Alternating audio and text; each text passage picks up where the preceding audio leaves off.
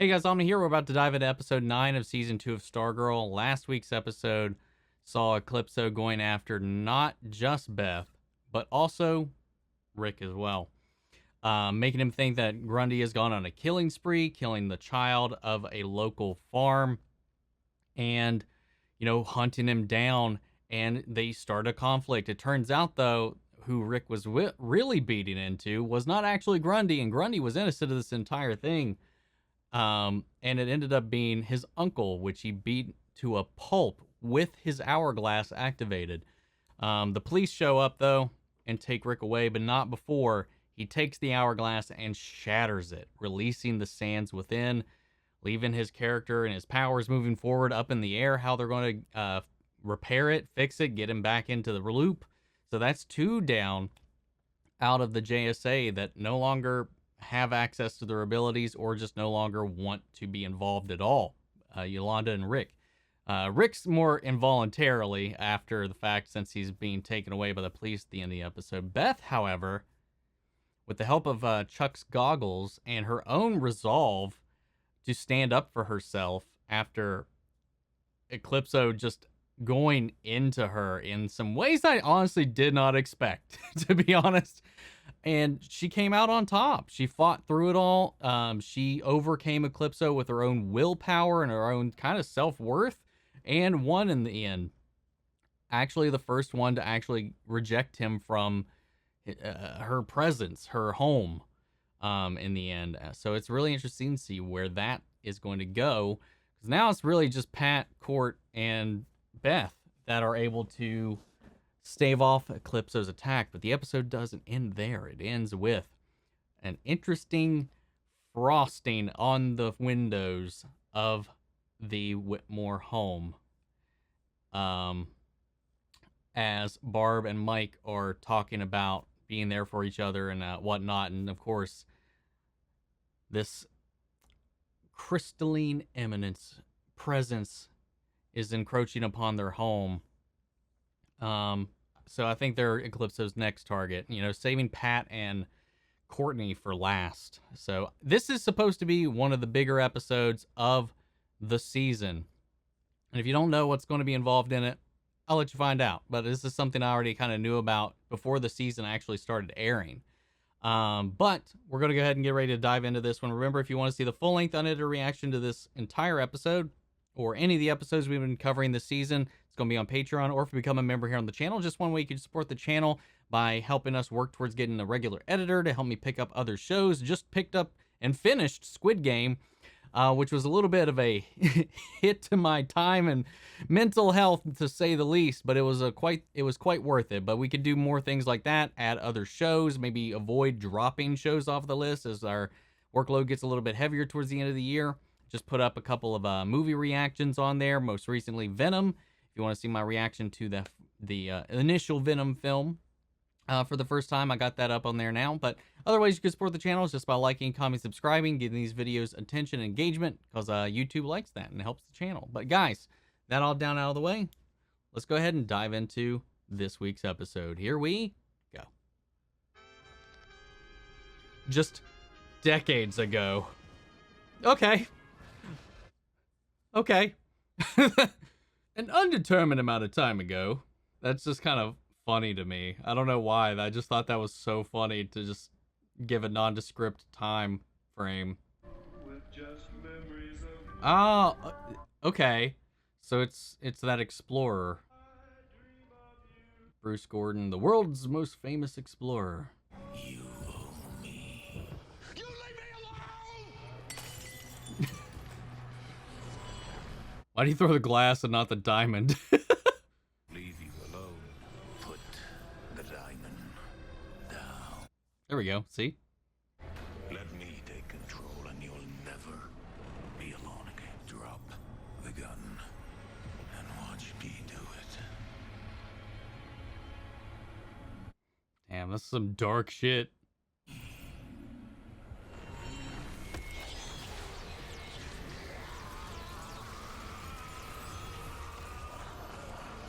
He's getting stronger. So Beth and I decided we're not waiting around anymore. Well, your staff's not recharged, and she can't fight.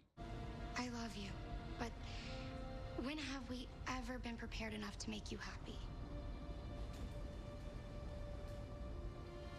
That's a fair point. A valid point. Different situation at the moment here.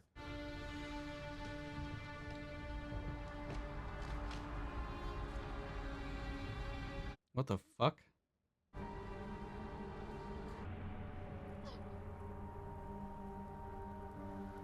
Flashback. We are gathered here today to lay to rest Rebecca Mid-Nite. How could someone do that to a child? Whatever it is, we have to stop it. We will, Rex. We'll catch that Yeah.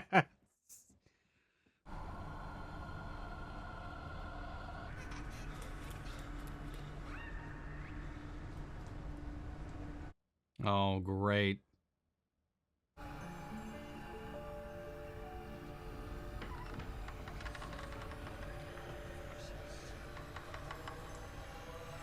You know, it's kind of perfect that these Eclipso heavy episodes are going to be leaning into the October weeks. It just gets spoopier.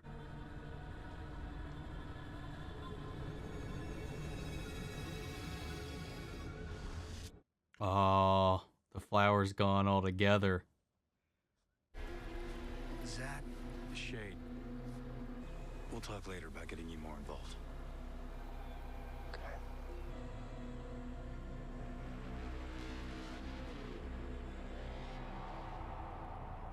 I might be onto something. I might have been barking up the right tree earlier.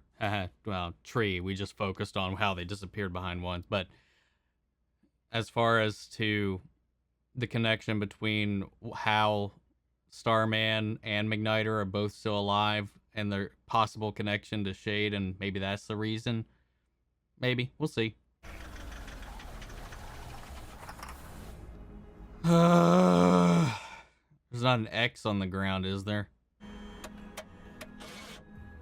Random X-Files fans out there who happen to get that reference at all, let me know. I don't expect there to be many.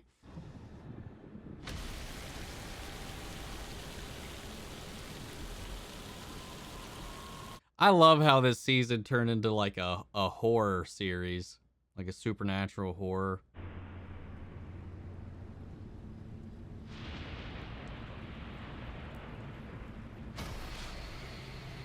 We got a Bruce Gordon Spectre in the basement.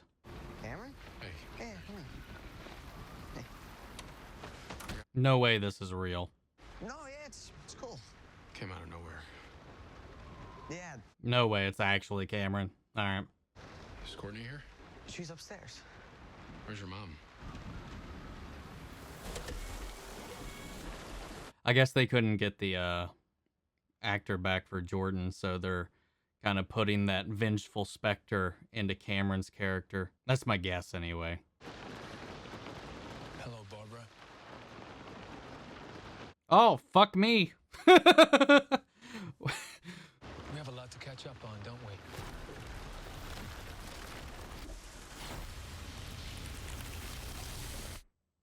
Still not real. Nice fire. I told you can go up and see Courtney. Maybe this is his guilt of accidentally killing his father. So maybe it's Eclipse's playing on his guilt and fear that Cameron might seek him out. While Barbara had a more deeper connection to Jordan himself. Must be nice. Yeah. That same friend also told me about my father, how you ran him over. It was an accident. I didn't mean. You didn't. He's with Barbara right now, and I'm here. Not real. No one is coming to save you, Mike. Don't you hurt that dog. No! Yeah, it's not real.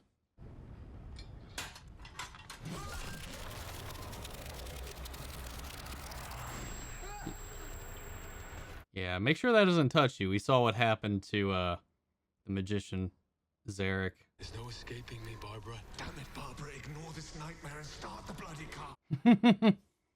Now!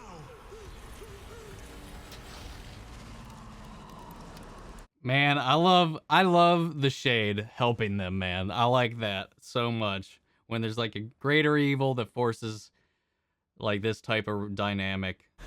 I need Emily. You say he needs Emily?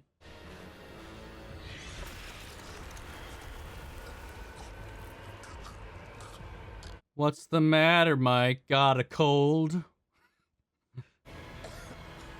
Mike? Oh, yeah. Mike!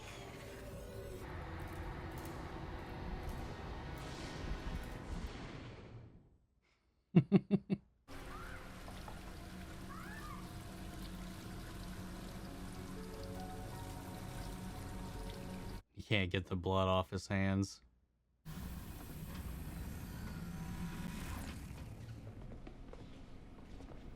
Dude, Wildcat is like so jacked. I'm sure some of that is padded, but like his like shoulders, man, huge. Dr. Fate, the Hawks. Eclipso beat them all, and he vowed to kill our families too. Be Dr. Fate and Hawkman and Hawkgirl. Yes. Pat, he shouldn't get a vote. He does. I vote no. It's like Starman says, there's always a way. That's 2-2. So it's down to Sylvester. And he's gonna say yes. My vote's a yes. Eclipso threatened my family too. I'll do whatever it takes to protect them. And your children's blood will be on your hands next.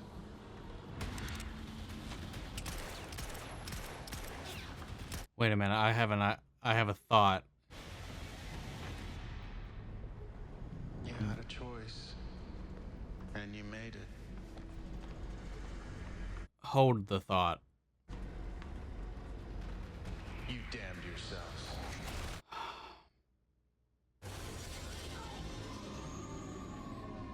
Pat? You okay? The reason he hasn't told Courtney about how they actually took him out is because they had to kill the human host. And he's hiding it due to his guilt. Maybe Sylvester forced him to be party to it. But I think that means that Eclipso's host is still alive, who was Cindy Burman, which he teleported her away into that goo to get her, protect her from death, maybe. So, to kill him, are they going to have to find and kill Cindy? Or will they actually succeed and find the other way where the original JSA failed? I'm going to go with B. They'll probably find another way, but that'll probably be the initial plan. You sure you're okay? I am, thanks to you. What did you see? A lot. Is he going to come clean? What happened? You were right. JSA should never take a life. There was no last meeting. Everyone just drifted away after that. They were broken. And that's why the ISA won in the end. Killing Bruce Gordon. Wonder if we'll see Jay at all in the present day.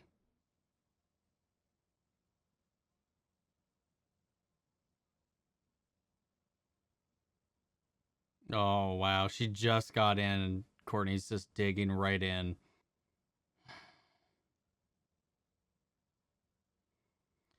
Little fucking demon child out here is just like, fucking somebody hit this kid with a car. Oh, that fucking grin at the end there. God damn, that was... I know some people haven't been digging the more slow, psychological horror aspect of this season. But I gotta tell you, I adore it.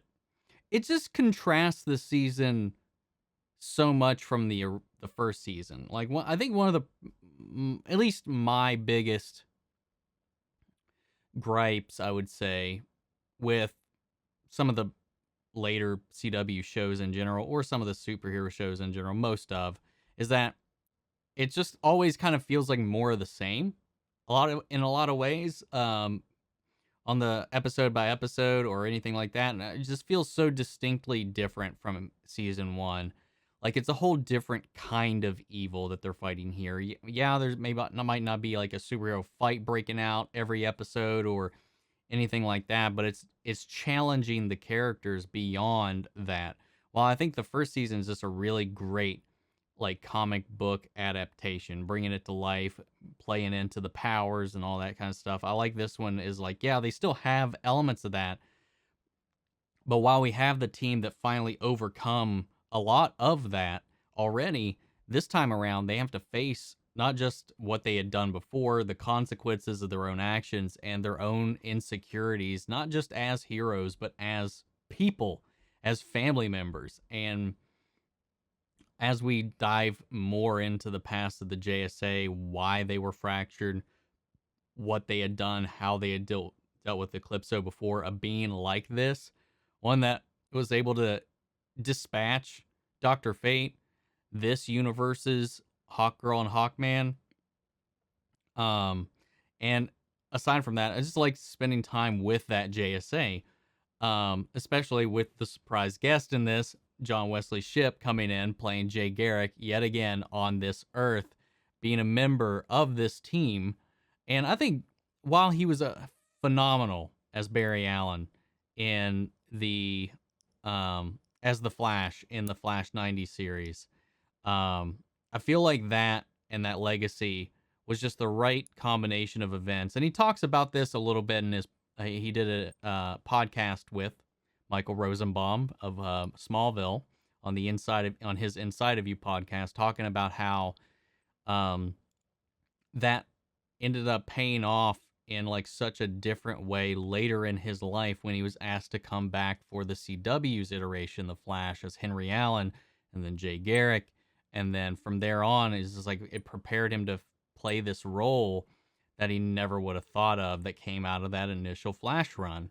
And I love it. I think he's such a great Jay Garrick, and I think he pulls the role off wonderfully. And anytime he shows up, I love seeing him. He's such a humble dude too. But I'm wondering if we'll see him in present day. Obviously, lots of time has passed since that meeting we saw, but I mean, Joel McHale's still the same age.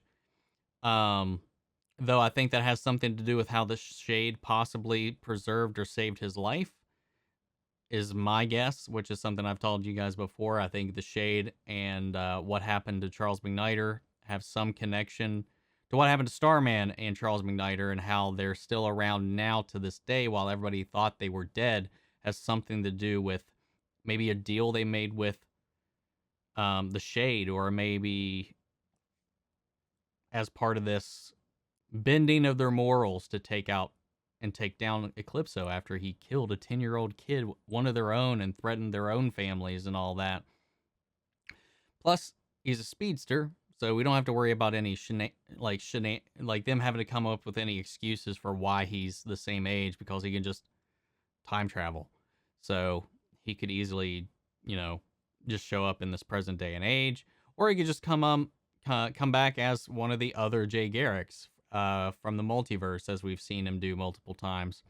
As I'm sure there is an eventuality that this crew, and they've talked about how badly they want to do it, but join in on the crossovers between all the other DC shows. So I'd like to see maybe that way, that being a way that they integrate it, or if they like combine the histories of the previous Earth 2. Just we don't have, obviously Harry or Jesse still around or anything like that, because it always kind of made it seem like all of that stuff that was CW original worlds got condensed into the Earth Prime that they all exist on now, and that a new Earth 2 was created. But they could also spin it to where that Earth 2 had been rewritten, and who knows, maybe Jesse and Harry are out there. Well, no, we know Harry can be, because he was part of the Council of Wells post-crisis and died as a result. of bringing Barry's powers back. So Harry, at least that version of Earth 2 Harry is gone. It would maybe be a completely different or recreated one. I don't know if they ever wanted to go that route, or even just explain it, or it's just brand new Earth altogether. Either way, I thought the performances were great in this. I think this was the one time I wasn't like doubting what we were seeing with Cameron and Jordan showing up to haunt Mike and Barb, because I was just like, nah, there's no way. It doesn't make any sense unless the grandparents told him, but he doesn't have a handle on his powers yet. We've seen him just get little inklings of it. I think it would be a little bit jarring for him to just show up and just be like force choking people with ice out of nowhere. Well, I could see that as like a later storyline, but like, I don't think that, I think that was like a clear sign that it was coming out of nowhere, or it was a little early for that. Then the Shade come in and snap out of it, Barb. Like, he still can't, he's still not strong enough to manifest in a physical form, but he's still calling out, trying to help Barbara and all that. So I like this dynamic, man. I love when villains have to team up with heroes, or anti-villains have to team up with the heroes to fight a greater or mutual evil or enemy. I like those kind of things. So the Shade so far has probably been one of my most one of the most interesting characters to come out of the season for me so far. Of course, excluding Yolanda, who I still think is definitely, outside of Pat, my favorite character in the show. And I we haven't seen her in a minute now, and I hope we mend that bridge. But yeah, Calypso's got his way into the Whitmore household, breaking things up into the Dugan household. Now they're all just kind of warring with each other because Pat had to tell the truth, and yet again, he had lied when he said he wouldn't anymore. So we'll see how it goes. We'll see how it evolves from here, guys. What did you think of this episode? Sound in the comments. Let me know your thoughts down below. We'll carry on the conversation after the video. Remember, if you want to see the full-length unedited reaction to this, it's going to be over on Patreon, or if you become a member here on the channel, get you access to that as well.